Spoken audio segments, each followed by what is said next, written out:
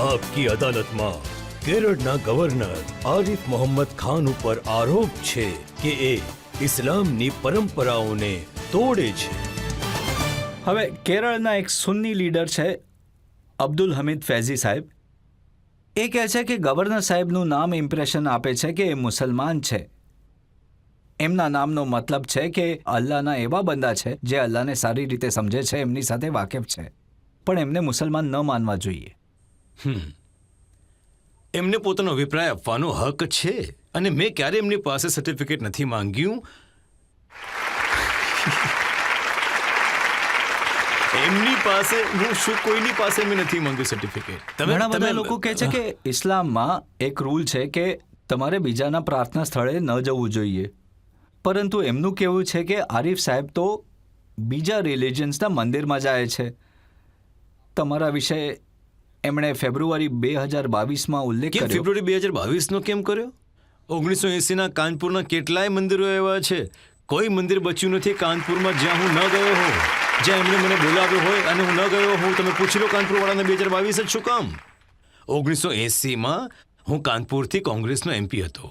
આખા 5 વર્ષનું પૂછી લો, કદાચ જ કોઈ એવું મંદિર હશે જે એમણે બોલાવ્યો હોય ને હું ગયો ન હોઉં. એમને વધારે પ્રોબ્લેમ છે કે તમે શબરીમાલામાં ગયા અને ત્યાંના કસ્ટમ પ્રમાણે તમે કપડાં પહેર્યા, ત્યાં જઈને પૂજા કરી. એમનું કેવું છે કે ઇસ્લામમાં તો આ અલાઉડ નથી. હવે હું તમને કહી દઉં, ઇબ્ને અરબી, તમે ગૂગલ ઉપર જાઓ, સૂફીઓમાં પહેલું નામ સૌથી મોટું નામ છે અને એ માણસે કેટલું લખ્યું છે અને એમને અરબીમાં મદ્રસોમાં એમની વિરુદ્ધ ભણાવવામાં આવે છે. અને જે મદ્રાસીઓમાં વિરુદ્ધ, મારા પુસ્તકમાં એક આર્ટિકલ છે, તમે વાંચી લેજો, ઇબ્ને અરબી. એ જ ઉસ્તાદ જેમણે મદ્રેસેમાં ઇબ્ને અરબીને વિશે આ પ્રકારની વાતો કરતા હતા જે તમે હમણાં કહ્યું કે મારા વિશે કહી રહ્યા હતા, એ જ ઉસ્તાદ આ મક્કાની વાત છે જે સૌથી મોટી મસ્જિદ છે, હરમ શરીફ, એ જ જગ્યાએ આ જ ઉસ્તાદ આ જ સવાલના જવાબમાં કે અરબી સિવાય આ દુનિયામાં કોઈ વિદ્વાન કે વૃદ્ધ માણસ છે જ નહીં. તો એમના જે સ્ટુડન્ટ છે, વિદ્યાર્થી, એમને સવાલ પૂછ્યો કે સર, સવારે તો તમે કહેતા હતા ક્લાસમાં કે ઇબ્ને અરબી ભટકી ગયા હતા અને અહીંયા તમે કહો છો કે એમનાથી મોટો વિદ્વાન અને એમનાથી મોટો અલ્લાહને સમજવાવાળો કોઈ નથી. આ તો પરસ્પર વિરોધાભાસ. એમણે કહ્યું, ભાઈ, મારે ત્યાં પ્રિસ્ક્રાઇબ ધ સિલેબસ એટલે કે નિર્ધારિત સિલેબલને શું કહેવાય છે ભાઈ, પાઠ્યક્રમ, એ ભણાવવું પડે છે. અહીંયા મારા મનની વાત કહું છું. ઇબ્ને અરબીએ શું કહ્યું? ઇબ્ને અરબીએ કહ્યું કે એ પૂરેને પૂરું આખું વાંચવા જેવું છે. પહેલો જુલ્મો અને છેલ્લો હું વાંચું છું અને લેખનું પહેલું વાક્ય અને છેલ્લું વાક્ય વાંચી રહ્યો છું અને મને વાંચવાનો શોખ છે એટલે હું તો બધી જગ્યાએથી ફાયદો ઉપાડું છું. પહેલાં લખ્યું હતું કે જો ધ્યાનથી સાંભળજો કે શું કેટલું સરસ સૂચન આપ્યું છે. અંદરો અંદર શાંતિનું વાતાવરણ બનાવો અને કહ્યું, ભૂલથી પણ તમે જે આસ્થાને માનવાવાળા છો, ભૂલથી પણ એકલા એના વખાણ નહીં કરતા.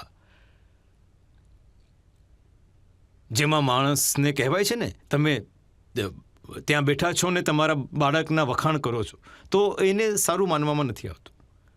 તેમણે કહ્યું કે તમારું જે પણ ધર્મ હોય, તમારી આસ્થા જે પણ હોય, તમારે લોકો સાથે બેસો, ક્યારે એની એકલા એટલે કે વખાણ કરો, પણ બીજાના પણ વખાણ કરો. પહેલી વાત તો આ કહી છે. અને છેલ્લું એમાં શું લખ્યું છે? Do not confine yourself to one belief. પોતાની જાતને એક પરંપરા સુધી સીમિત ન કરો.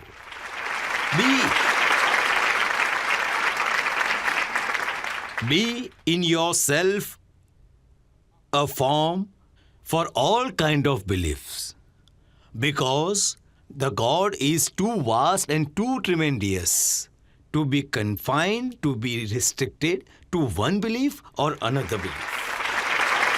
એ તો આરિફ સાહેબ, જનરલ બિલીફ તો એ છે કે કોઈ મુસલમાન જો એ મંદિરમાં જાય, ત્યાંના કસ્ટમ્સને ફોલો કરે, એમના હિસાબથી કપડાં પહેરે, માથા પર તિલક લગાડે, ભગવાનની મૂર્તિની સામે નમે, તો એ ઇસ્લામી નથી રહેતો. અચ્છા નથી રહેતો. નથી રહેતો. ઇન્ડોનેશિયાવાળા મુસલમાન છે કે નથી? રાષ્ટ્રપતિ ભવનની બહાર જેટલું મોટું દાંડી માર્ચનું સ્ટેચ્યુ તમે અહીં જુઓ છો, એનાથી મોટું સ્ટેચ્યુ લાગેલું છે કૃષ્ણ અર્જુન સંવાદનું. અને કોઈ બધા મુસલમાન છે, કોઈ પણ ઇન્ડોનેશિયનને પૂછી લો, આ શું કૃષ્ણ અર્જુન સંવાદ? આ તો હિન્દુ આઇકોન છે અને તમે મુસલમાન છો. Of course we are Muslims. Islam is our religion and this is our culture. ઇસ્લામ અમારી ધાર્મિક આસ્થા છે અને આ અમારી સંસ્કૃતિ છે.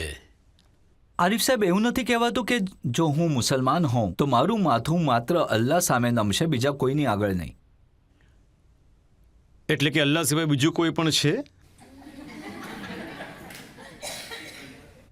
હું તો એકને માનું છું, બેને માનતો નથી હું. એટલે મને દરેક જગ્યાએ એ જ દેખાય છે. હવે તમારું અલ્લાહ સિવાય, એના સિવાય બીજું કોઈ છે ખરું? આ ઇસ્લામી પ્રમાણે છે કે સિવાય બીજું કોઈ છે? આ પોતાની અંદર જ ઇસ્લામ વિરુદ્ધ છે કે એના સિવાય કોઈ છે? મને દરેક જગ્યાએ હું જ્યાં પણ જઈશ, માત્ર મંદિરમાં જ કેમ, ચર્ચમાં કેમ નહીં, ચર્ચનો ઉલ્લેખ કેમ નથી કરતા? હું તો ચર્ચમાં પણ જાઉં છું ને. એ તો ગણાવે છે તમે કૃષ્ણ મંદિર નહીં. ગયા. હું તમને કહી દઉં, અહીંયા દિલ્હીમાં ખાન માર્કેટની પાછળ યહૂદીઓનું સિનાગોગ છે. ત્યાં રબ્બાઈનો છે, જરા એમને પૂછી લો કે હું કેટલી વાર ત્યાં જઈને આવ્યો છું. હું તો ત્યાં પણ જાઉં છું. મને તો નથી લાગતું કે ખુદા અને ખુદાની રહેમત માત્ર અમુક લોકો સુધી સીમિત છે. એ બધા માટે છે. એટલે તમે કહો છો કે ઇસ્લામમાં આના પર આવા પ્રકારની કોઈ દરેક જણ રોક અલગ નથી. અલગ વિચારે છે. હું કોઈને ખાતરી તો ના આપી શકું. હું એમ વિચારું છું કે એ તો અલ્લાહના ઇમ્તિહાન છે. એને તમે કેદ કરવાની કોશિશ નહીં કરો.